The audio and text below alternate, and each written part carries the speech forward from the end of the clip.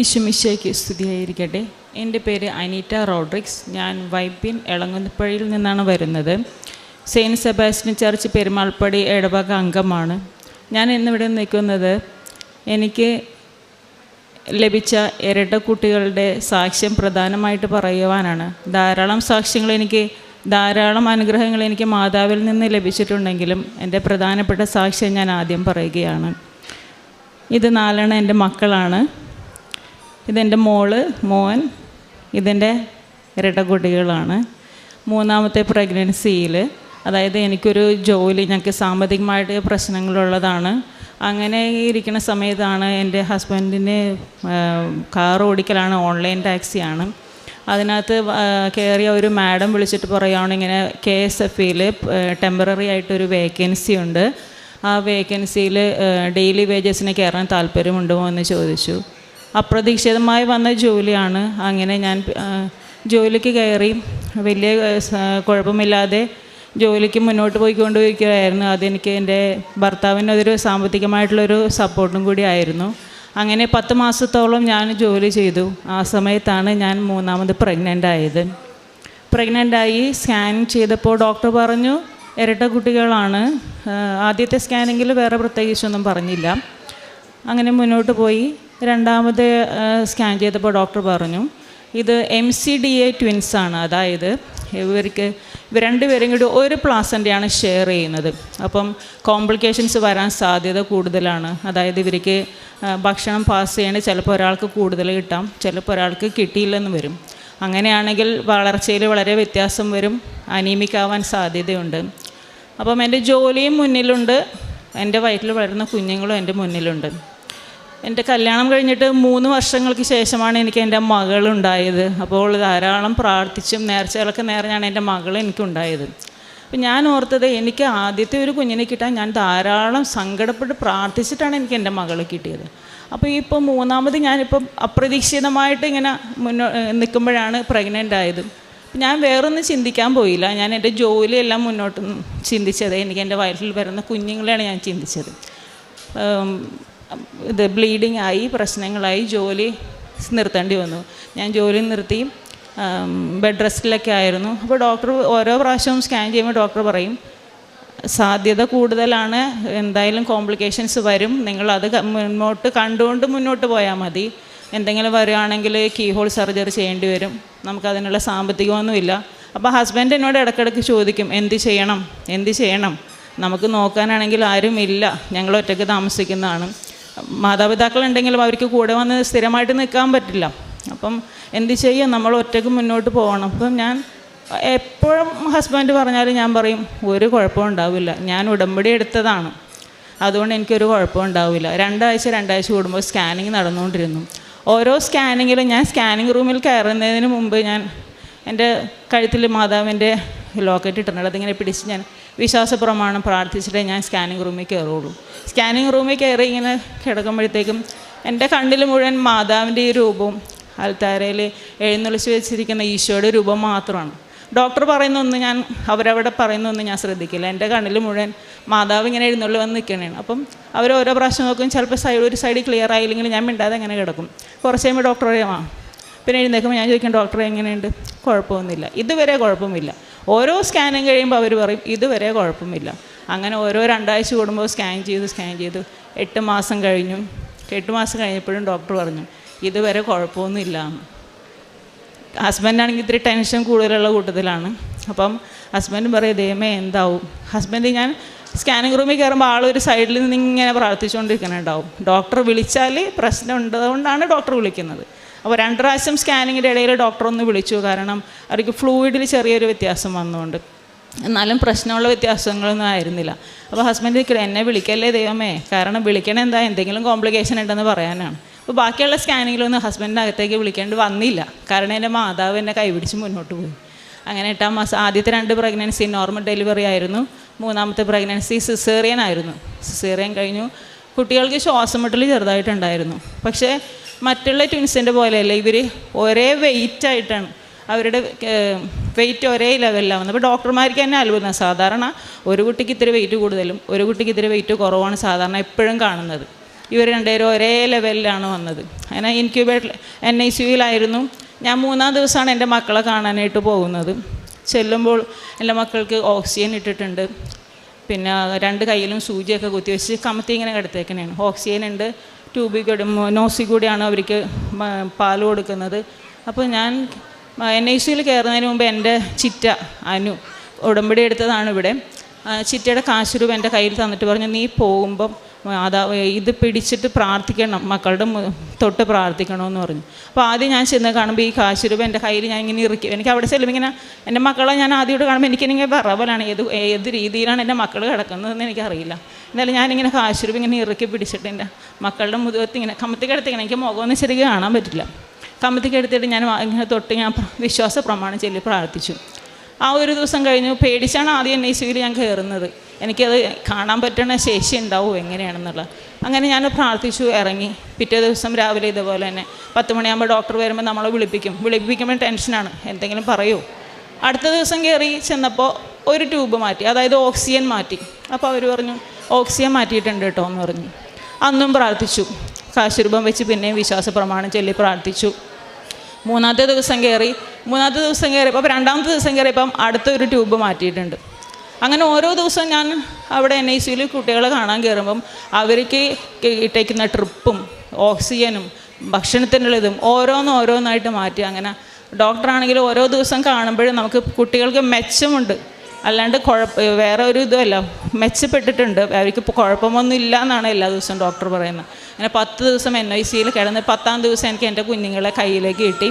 16 ദിവസം ഹോസ്പിറ്റലിൽ കിടന്നു. 16 ദിവസം കഴിഞ്ഞാണ് ഡിസ്ചാർജ് ആയത്.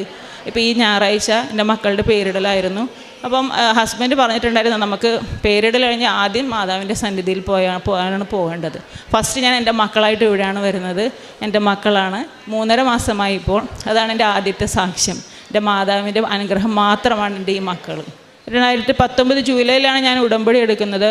ഉടമ്പടിയിലെടുത്തപ്പോൾ ഞാൻ വെച്ചൊരു കാര്യം, എൻ്റെ മകൾക്ക് ചെറിയൊരു സ്കിൻ പ്രോബ്ലം ഉണ്ടായിരുന്നു. ചെറുതായിട്ട് ഈ കൈയുടെ അവിടെ ഇങ്ങനെ ചൊറിയും. അപ്പോൾ 2-3 സ്കിൻ ഡോക്ടേഴ്സിനെ കാണിച്ചു, മെഡിസിൻ പുരട്ടുമ്പോൾ മാറും. കുറച്ച് കഴിയുമ്പോൾ വീണ്ടും ഇങ്ങനെ വേർക്കുമ്പോഴാണ് ഇങ്ങനെ ചൊറിച്ചിൽ വരുന്നത്. അപ്പോൾ അത് ഞാൻ എൻ്റെ ഉടമ്പടിയിൽ പ്രധാനമായിട്ട് വെച്ചു. കാരണം അത് ഇനിയും കൂടിക്കൂടി വരുമെന്ന് എനിക്കൊരു പേടി. അങ്ങനെ ഉടമ്പടിയിൽ വെച്ചു. ഞാൻ തൈലം പുരട്ടി പ്രാർത്ഥിക്കുമായിരുന്നു. എൻ്റെ മാതാവിൻ്റെ അനുഗ്രഹം കൊണ്ട് ഇപ്പോൾ എൻ്റെ മകളുടെ സ്കിന്നിൻ്റെ പ്രോബ്ലം എല്ലാം മാറി, പൂർണ്ണമായിട്ടും അത് ഭേദപ്പെട്ടു. പിന്നെയുള്ളത് ഞങ്ങളൊരു എണ്ണം വെച്ചത്, എൻ്റെ വീട്ടിൽ ഞങ്ങൾ 4 മക്കളാണ്. എൻ്റെ ബ്രദർ, എനിക്ക് 2 സിസ്റ്റേഴ്സ് ഉണ്ട്, ഞാൻ ഏറ്റവും ഇളയതാണ്. ഞങ്ങളുടെ തറവാട്ടിൽ എല്ലാവർക്കും മക്കളുണ്ട്, പെൺമക്കളാണ്. ആണുങ്ങൾക്ക് എല്ലാവർക്കും പെൺമക്കളാണ്. അപ്പോൾ വലിയ ആഗ്രഹമാണ് തറവാട്ടിലൊരു ആൺകുഞ്ഞിനെ വേണമെന്ന്. അപ്പോൾ ഞാൻ ഉടമ്പടിയിൽ വെച്ചു, എൻ്റെ ബ്രദറിന് ഒരു ആൺകുഞ്ഞിനെ നൽകണേന്ന്. ബ്രദറിന് 2 കുട്ടികളുണ്ട്, പെൺകുട്ടികളാണ്. അങ്ങനെ പ്രാർത്ഥിച്ചു. ഉടമ്പടിയിൽ അത് പ്രധാനമായി വെച്ചിട്ടുണ്ടായിരുന്നു. അങ്ങനെ എൻ്റെ ബ്രദറിൻ്റെ വൈഫ് ചിറ്റ പ്രഗ്നൻ്റായി. അപ്പോഴും ഡോക്ടർ ഫസ്റ്റ് ചെന്നപ്പോൾ തന്നെ, അതായത് സ്കാനൊന്നും ചെയ്തിട്ടില്ല, ഹോസ്പിറ്റലിൽ ചെന്നപ്പോൾ തന്നെ ഡോക്ടർ പറഞ്ഞത്, ഇത് നിങ്ങൾക്ക് വേണോ?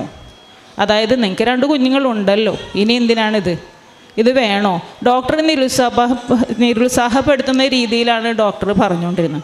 പക്ഷേ ഓരോ പ്രാവശ്യവും ഡോക്ടറിനെ കണ്ട് വീട്ടിൽ വരുമ്പോൾ ഞങ്ങൾ വിളിക്കുമ്പോൾ ഇങ്ങനെ പറയും, ഡോക്ടർ ഇങ്ങനെ പറഞ്ഞു ഇത് വേണോ, അതുമല്ല എന്തെങ്കിലും കുഞ്ഞുങ്ങൾക്ക് കൊച്ചിന് എന്തെങ്കിലും പ്രശ്നമുണ്ടോ എന്ന് നിങ്ങൾ ടെസ്റ്റുകൾ നടത്തണം, വില കൂടിയ ടെസ്റ്റുകളൊക്കെയാണ് അവർ പറയുന്നത്. പക്ഷേ ഞങ്ങൾ പറയും ഒരു കുഴപ്പം ഉണ്ടാവില്ല, മുന്നോട്ട് പോയിക്കോ. അങ്ങനെ വലിയ ടെസ്റ്റുകളൊന്നും നടത്താൻ നിന്നില്ല. മാതാവിൻ്റെ എൻ്റെ ചിറ്റ ഈ പറഞ്ഞ എൻ്റെ ബ്രദർ, ഞങ്ങൾ എൻ്റെ ചേട്ടൻ്റെ വൈഫും എൻ്റെ ചിറ്റമാരും ഞങ്ങളെല്ലാവരും ഇവിടെ ഉടമ്പടി എടുത്ത ആൾക്കാരാണ്. അപ്പോൾ അതുകൊണ്ട് പറയും നമ്മളെല്ലാവരും ഉടമ്പടി എടുത്താണ്, ഒരു കുഴപ്പമേ ഉണ്ടാവില്ലെന്ന് പറഞ്ഞു. അങ്ങനെ ആ കുഞ്ഞിന് ഇതേപോലെ തന്നെ ഇടയ്ക്ക് സ്കാൻ ചെയ്തപ്പോൾ ഡോക്ടർ പറഞ്ഞു കിഡ്നിയിൽ വെള്ളം നിറയുന്നുണ്ട്, കൊച്ചിന് പ്രശ്നങ്ങൾ ഉണ്ടാവാൻ സാധ്യതയുണ്ടെന്ന് പറയും. ഓരോ പ്രാവശ്യം ഞങ്ങൾ പറയും ഒരു കുഴപ്പം ഉണ്ടാവില്ല എന്ന് പറഞ്ഞു. അങ്ങനെ പ്രസവിച്ചു. ഇപ്പോൾ കുഞ്ഞിന് ഈ 25-ാം തീയതി ആകുമ്പോൾ 2 വയസ്സ് തികയണേണ്. നല്ലൊരു ആൺകുഞ്ഞിനെ നൽകി ഞങ്ങളുടെ തറവാട്ടിൽ അനുഗ്രഹിച്ചു.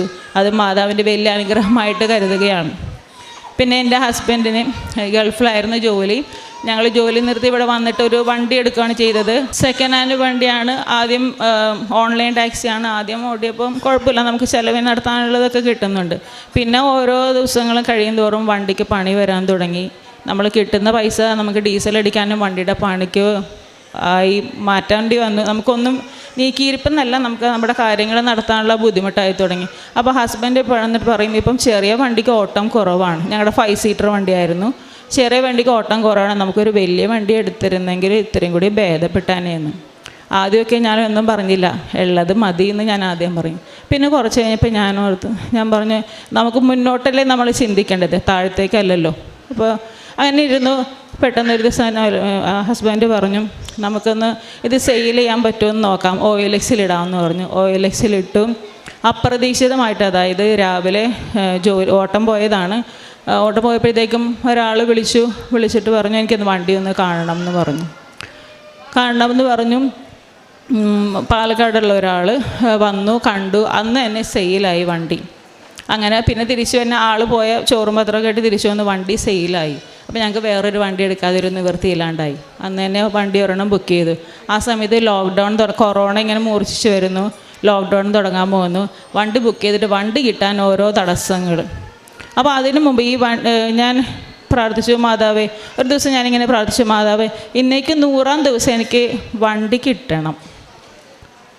അങ്ങനെ പ്രാർത്ഥിച്ചു. അപ്പം അങ്ങനെ ഓരോ തടസ്സങ്ങൾ വരുമ്പോഴും ഞാൻ വിചാരിച്ചു 100 ദിവസമായിട്ടില്ല, 100 ദിവസം ആകുമ്പോൾ എനിക്ക് കിട്ടും.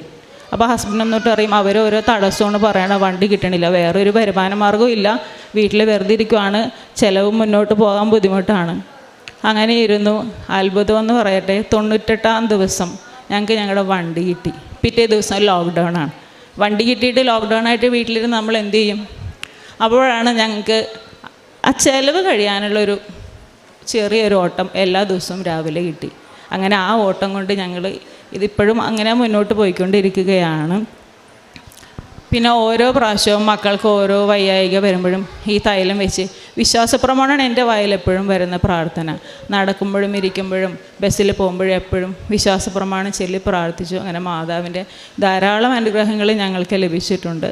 മാതാവ് ഇനിയും എല്ലാവരെയും അനുഗ്രഹിക്കട്ടെ എന്ന് ഞാൻ പ്രാർത്ഥിക്കുന്നു. ഞങ്ങളെല്ലാവരെയും മാതാവിൻ്റെ മുമ്പിൽ സമർപ്പിട്ട് ഞാൻ നന്ദി പറയുകയാണ്. മാതാവിക്ക് ഈശോയ്ക്കും 1000 നന്ദി.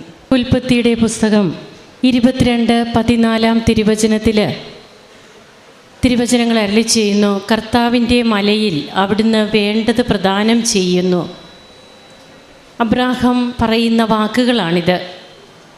തൻ്റെ മകൻ ഇസഹാക്കിനെ ബലി കഴിക്കുവാനായിട്ട് പിതാവായ ദൈവം അബ്രാഹത്തോട് ആവശ്യപ്പെടുമ്പോൾ മകനെയും കൊണ്ട് മോറിയ മലയിലേക്ക് പോവുകയും മകനെ വധിക്കുവാനായിട്ട് കത്തി കയ്യിലെടുക്കുന്ന അബ്രാഹാം പെട്ടെന്ന് ആകാശത്ത് നിന്ന് ദൈവത്തിൻ്റെ ദൂതൻ വിളിച്ചു പറയുന്നു, കുട്ടിയുടെ മേൽ കൈവയ്ക്കരുത്, നീ ദൈവത്തെ ഭയപ്പെടുന്നുവെന്ന് എനിക്ക് മനസ്സിലായി. പിന്നീട് അബ്രാഹാം കാണുന്നത് മുൾച്ചെടികൾക്കിടയിൽ കൊമ്പുടക്കി കിടക്കുന്ന ഒരു മുട്ടാടിനെയാണ്. അതിനെ തൻ്റെ മകന് പകരമായിട്ട് ബലിയർപ്പിക്കുന്നു. കുടുംബജീവിതം ബലിയുടെ ജീവിതം തന്നെയാണ്. ഭാര്യാഭർത്തൃ ബന്ധം, അതിൽ കുഞ്ഞുങ്ങൾ എങ്ങനെയാണ് ദൈവത്തിൻ്റെ ദാനമായിട്ട് നമുക്ക് മാറുന്നത്. തൻ്റെ ആദ്യത്തെ കുഞ്ഞിനെ ലഭിക്കുവാനായിട്ട് 3 വർഷത്തെ കാത്തിരിപ്പിന് ശേഷം ആ ഒരു വേദന ഈ മകളുടെ ഉള്ളിലുണ്ട്. അപ്പോൾ തങ്ങൾ വിചാരിക്കാത്ത സമയത്ത് താൻ ഗർഭിണിയാണെന്നും കുഞ്ഞുങ്ങളുണ്ടെന്നും അറിയുമ്പോൾ അതിന് 2 ഓപ്ഷൻസ് ഡോക്ടേഴ്സ് പറയുന്നുണ്ട്. എന്നാൽ തൻ്റെ ജോലിയല്ല താൻ അവിടെ പ്രധാനമായിട്ട് കണ്ടത്, ദൈവത്തെ ഭയപ്പെടുന്ന ഒരു കുടുംബം. അങ്ങനെ തൻ്റെ കുഞ്ഞുങ്ങൾക്ക് വേണ്ടിയിട്ട് ജോലി ഉപേക്ഷിക്കുന്നു. കുഞ്ഞുങ്ങളുടെ പിന്നീട് എങ്ങനെയാണ് ഒരു പ്ലാസൻ്റ മാത്രമുള്ള കുഞ്ഞുങ്ങൾ, അപ്പോൾ അതിൽ കുട്ടികൾക്ക് പ്രോട്ടീൻ ലഭിക്കുന്നതിനുള്ള സാഹചര്യങ്ങൾ അത് ഏറിയും കുറഞ്ഞുമിരിക്കും. അത് ചിലപ്പോൾ അപകട സാഹചര്യങ്ങളിലേക്ക് തന്നെ വരാം. അപ്പോൾ ഇങ്ങനെയൊക്കെ ഡോക്ടേഴ്സ് പറയുന്നുണ്ട്. എന്നാൽ എല്ലാറ്റിനും ഈ മകൾക്ക് ബലമായിരുന്നത് ഉടമ്പടിയാണ്. ഞാൻ ഉടമ്പടി എടുത്തതല്ലേ, ഒന്നും സംഭവിക്കില്ല. തൻ്റെ ഹസ്ബൻഡിന് അങ്ങനെ ധൈര്യം കൊടുത്തിരുന്നു. ഉടമ്പടി നേർച്ച വസ്തുക്കൾ എന്നും എന്ന് പറഞ്ഞതുപോലെ ഉപയോഗിക്കുന്നു. കുഞ്ഞുങ്ങൾ അതായത് പൂർണ്ണ വളർച്ചയെത്തിയ കുഞ്ഞുങ്ങളെയാണ് പിന്നീട് ഈ മകൾക്ക് സിസേറിയനിലൂടെ ലഭിക്കുന്നത്. എന്നാൽ NICUവിലെ കുഞ്ഞുങ്ങളാകുമ്പോൾ വീണ്ടും ഒത്തിരി ട്യൂബൊക്കെ ഇട്ട് ഓക്സിജൻ ട്യൂബ്, അതുപോലെ ഫീഡിങ്ങിനുള്ള ട്യൂബ് എല്ലാമായിട്ട് തൻ്റെ മക്കൾ കിടക്കുന്നത് കാണുമ്പോൾ ഈ അമ്മ വീണ്ടും ഉടമ്പടി കാശ് രൂപം ആ മക്കളുടെ ശിരസിൽ വെച്ച് പ്രാർത്ഥിക്കുന്നു. ഓരോ ദിവസവും പിന്നീട് പെട്ടെന്നാണ് ട്യൂബുകൾ മാറാൻ തുടങ്ങിയത്. എല്ലാം ഉടമ്പടിയുടേത് മാത്രമെന്ന് അവകാശപ്പെടുകയാണ് ഈ മകള്. അങ്ങനെ കർത്താവിൻ്റെ മലയിൽ അവിടുന്ന് വേണ്ടത് പ്രദാനം ചെയ്യും. അതാണ് നമ്മുടെ ജീവിതത്തിൽ ഉടമ്പടി എങ്ങനെയാണ് നമുക്ക് വേണ്ടത് പ്രദാനം ചെയ്യുന്ന, മനസ്സിന് ധൈര്യം തരുന്ന, നമ്മുടെ ജീവിതത്തിൻ്റെ പ്രശ്നങ്ങൾക്ക് പരിഹാരം തരുന്ന ഒന്നായിട്ട് ഉടമ്പടി മാറുന്നത്.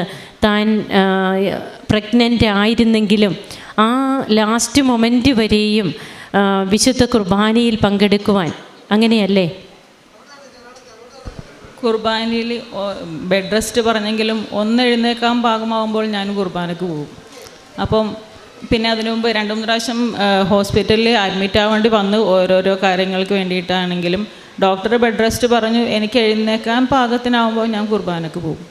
അങ്ങനെ ഞാൻ ഹോസ്പിറ്റലിൽ അഡ്മിറ്റ് ആവാൻ ഇങ്ങോട്ട് വരുന്നതിന് മുമ്പ് കുർബാനക്ക് കുമ്പസാരിച്ചു, കുർബാനക്ക് പോയി കുർബാന സ്വീകരിച്ചു. പള്ളിയിൽ പോയി അച്ഛനെ കണ്ടു. അച്ഛൻ ഞാൻ ഇങ്ങനെ ഡെലിവറിക്ക് പോവുകയാണ്, ഇരട്ട കുട്ടികളാണെന്നൊന്നും പറഞ്ഞില്ല. എന്നാലും ഞാൻ പറഞ്ഞു അച്ഛൻ പ്രാർത്ഥിക്കണം. അച്ഛൻ തലക്കൊക്കെ കൈപിടിച്ച്, ബിബു അച്ഛനായിരുന്നു, തലക്ക് കൈപിടിച്ച് പ്രാർത്ഥിച്ചു. അങ്ങനെ ഞാൻ എനിക്ക് ചെയ്യാൻ പറ്റുന്ന കാര്യങ്ങളെല്ലാം മാതാവിന്, നമ്മുടെ ഭാഗം നമ്മൾ ചെയ്യുമ്പോഴും നമ്മളുടെ ഭാഗം ക്ലിയർ ആവണമല്ലോ. അപ്പം കുമ്പസാരിച്ചു, കുർബാനയിൽ പങ്കുകൊണ്ട് എല്ലാം ചെയ്തിട്ടാണ് ഞാൻ പിറ്റേ ദിവസം ഹോസ്പിറ്റലിൽ പോയത്. അപ്പം അതുകൊണ്ട് എനിക്ക് ചിലപ്പം അതുകൊണ്ടാവും ഒരു തടസ്സങ്ങളും പ്രശ്നങ്ങളും, എല്ലാ തടസ്സങ്ങളും മാതാവ് ഇങ്ങനെ നീക്കി തന്നത് മാതിരിയാണ്. ഓരോ ദിവസവും മെച്ചപ്പെട്ടാണ് എനിക്ക് വന്നത്. അത് ഈ പറഞ്ഞ പോലെ കുർബാനയും അതേപോലെ കുടുംബ പ്രാർത്ഥന. ചില സാഹചര്യങ്ങളിൽ നമ്മൾ എന്തെങ്കിലുമൊക്കെ പുറത്തൊക്കെ പോകുമ്പോൾ ചിലപ്പോൾ സമയം പാലിക്കാൻ പറ്റാറില്ല. ഇന്ന സമയത്ത് തന്നെ എനിക്ക് പ്രാർത്ഥന ചെല്ലാൻ പറ്റാറില്ല, കുടുംബ പ്രാർത്ഥന. പക്ഷേ എത്ര വൈകിയാലും മക്കൾ ഉറങ്ങിയാലും അവരെ വിളിച്ചെഴുന്നേപ്പിച്ചിരുത്തും, പ്രാർത്ഥന കഴിഞ്ഞിട്ട് ഉറങ്ങിയാൽ മതി. അപ്പോൾ അതുങ്ങൾ പ്രാർത്ഥന ചെല്ലണ നേരത്തിരുന്ന് ഉറക്കം തൂങ്ങും. ഞാൻ പറയും പ്രാർത്ഥനയ്ക്ക് പിശാച് തട്ടിക്കാൻ വരികയാണ്, അതാണ് ഉറക്കം വരുന്നത്, നേരെ ഇരുന്ന് എന്ന് പറയും. അപ്പോൾ എത്ര വൈകിയാലും സമയം പാലിക്കാൻ പറ്റിയില്ലെങ്കിലും ചിലപ്പം 9 മണിയാവും, 8 മണി, 8:30, 9, 9:30, 10 മണി വരെയൊക്കെ പ്രാർത്ഥന ചൊല്ലിയിട്ടുണ്ടാവും. പ്രാർത്ഥന മുടക്കാറില്ല. മാക്സിമം കഴിയുന്നതും കുടുംബ പ്രാർത്ഥന മുടക്കാറില്ല. മക്കളുമായി ഒരുമിച്ചിരുന്നേ പ്രാർത്ഥന ചെല്ലാറുള്ളൂ. ഹസ്ബൻഡ് വരുന്നത് പല സമയം, ചിലപ്പോൾ നേരത്തെ വരും, ചിലപ്പോൾ ലേറ്റായിരിക്കും. എന്നാലും മാക്സിമം ഹസ്ബൻഡ് വന്നിട്ട് എല്ലാവരും കൂടി ഒരുമിച്ചിരുന്നേ പ്രാർത്ഥന ചെല്ലാറുള്ളൂ. അപ്പോൾ അതിൻ്റെയൊക്കെ അനുഗ്രഹമാണ് ഞങ്ങൾക്ക് കിട്ടിയെന്ന് തീർച്ചയായും ഞാൻ വിചാരിക്കുന്നു. അങ്ങനെ തങ്ങളുടെ ജീവിതത്തിൽ ദൈവത്തിൻ്റെ കയ്യൊപ്പുള്ള ഒരു കുടുംബമായിട്ട് ഈ കുടുംബത്തിന് മാറുവാൻ എങ്ങനെ കഴിഞ്ഞു? കുട്ടികൾ ഇപ്പോൾ ആരോഗ്യത്തോടെ ഇരിക്കുന്നുവെന്നും അതുപോലെ തൻ്റെ ഹസ്ബൻഡിന് പിന്നീട് എങ്ങനെയാണ് തങ്ങൾക്കൊരു വരുമാന മാർഗം, അതൊക്കെ അമ്മയിലൂടെ ഉടമ്പടി എടുത്ത് പ്രാർത്ഥിച്ചതിലൂടെ മാത്രം തങ്ങൾക്ക് ലഭിച്ചതാണ്. തങ്ങൾക്ക് ഒന്നിനും ഒരു കുറവില്ലാതെ, അതായത് നമുക്ക് കിട്ടേണ്ട കുറേ കാര്യങ്ങൾ അത് ഏറ്റവും നല്ല രീതിയിൽ നമുക്ക് നന്ദി പറയാൻ പറ്റുന്നത് നാം എപ്പോഴൊക്കെയാണോ സംതൃപ്തരാകുന്നത്, അതായത് ഉള്ളത് കൊണ്ട് സംതൃപ്തിപ്പെടുമ്പോഴാണ് നമുക്ക് നന്ദിയുടെ ജീവിതം നയിക്കാൻ സാധിക്കുക. ഇനിയും ഒത്തിരി കിട്ടണമായിരുന്നു, അല്ലെങ്കിൽ ഇത് പോരാ, ഇനി അടുത്തത് ഞാൻ വെച്ചിട്ടുണ്ടല്ലോ നിയോഗം, ആ നിയോഗം ഇനി സാധിച്ചു കിട്ടിയിട്ട് ഞാൻ സാക്ഷ്യം പറയാം, അങ്ങനെ പോകുന്ന ആരെങ്കിലും ആണോ നമുക്കത് ചിന്തിക്കാം. നമുക്കുള്ളത് കൊണ്ട് തൃപ്തിപ്പെട്ട് ജീവിക്കുമ്പോൾ ദൈവസന്നിധിയിൽ എന്നും നന്ദിയുടെ ഒരു ജീവിതമാണ് നമുക്ക് നയിക്കാൻ കഴിയുക. തൻ്റെ കുഞ്ഞുങ്ങളെയും ഭർത്താവിനെയും ചേർത്ത് നിർത്തി കുടുംബാംഗങ്ങളോടൊന്നിച്ച് കുടുംബ പ്രാർത്ഥനയിലൊക്കെ സജീവമായിട്ട് പങ്കെടുക്കുവാനൊക്കെ കഴിയുന്ന കുടുംബങ്ങളായിട്ട് എല്ലാ കുടുംബങ്ങളും മാറട്ടെ. ഈ കുടുംബത്തിലേക്ക് ദൈവം ചൊരിയുന്ന എല്ലാ നന്മകൾക്കും നമുക്ക് കരങ്ങളടിച്ച് ഈശോയ്ക്കും അമ്മയ്ക്കും നന്ദി പറയാം.